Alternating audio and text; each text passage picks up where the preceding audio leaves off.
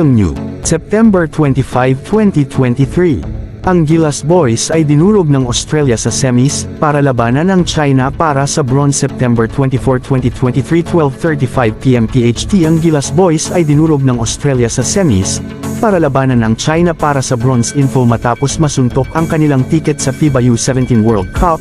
Ang Gilas Boys ay ibinalik sa lupa habang ang Australia ay naglalakbay sa 56 na puntos na semifinals na panalo sa FIBA U16 Asian Championship.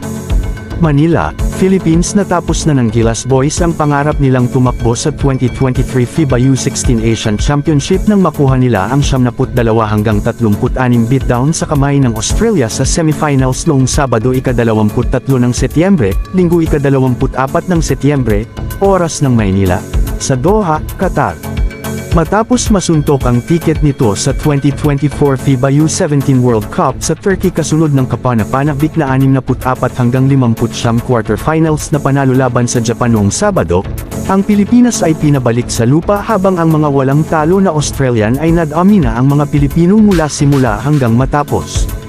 Tumalon ang Australia sa maagang 22-7 kalamangan sa pagtatapos ng opening frame, bago nilimitahan ang Pilipinas sa 3 puntos lamang sa ikalawang quarter upang iunat ang kanilang 15 puntos na abante tungo sa napakaraming 35 puntos na margin sa halftime, 45-10.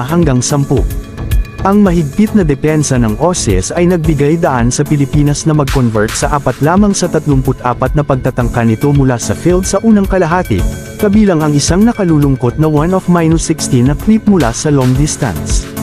Patuloy na hindi naawa ang Australia sa mga Pinoy sa second half, at iniunat pa ang kalamangan sa pinakamalaking 60 puntos, 88-28, wala pang 4 na minuto ang natitira sa one-sided affair. 4 na manlalaro ang lumabag sa double-digit na scoring para sa Australia, kung saan si Dash Daniels ay nagpabilis ng kanilang balancing offensive attack na may 12 puntos kasama ang 11 rebounds.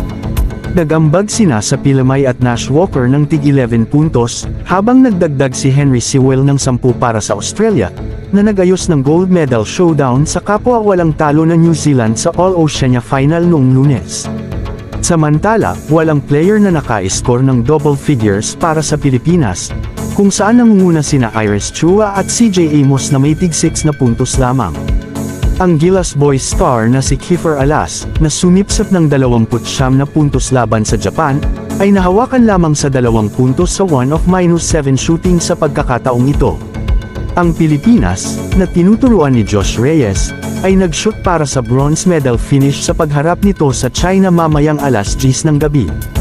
Ang mga score Australia 72, Daniels 12, Pilamay 11, Walker 11, Sewell 10, Cotton Sham, Shisman 7, Dickinson 7, Kwani 6, Bogtong 6, Bramol 5, Beauchamp 4, Duff Titler 4. Philippines 36, Chua 6, Amos Kapitulo 6, Banal 5, Dao 4, Ludovice 4, Morales 4, Williams 3, Gomez de Leaño 2, Alas 2, Alegre 0, Dah 0, Velasquez 0. Mga quarter, 22-7, 45-10, 71-20, 20-20, 36. Kung bago ko lang sa channel na ito, huwag kalimutang mag-like, share, comment and subscribe.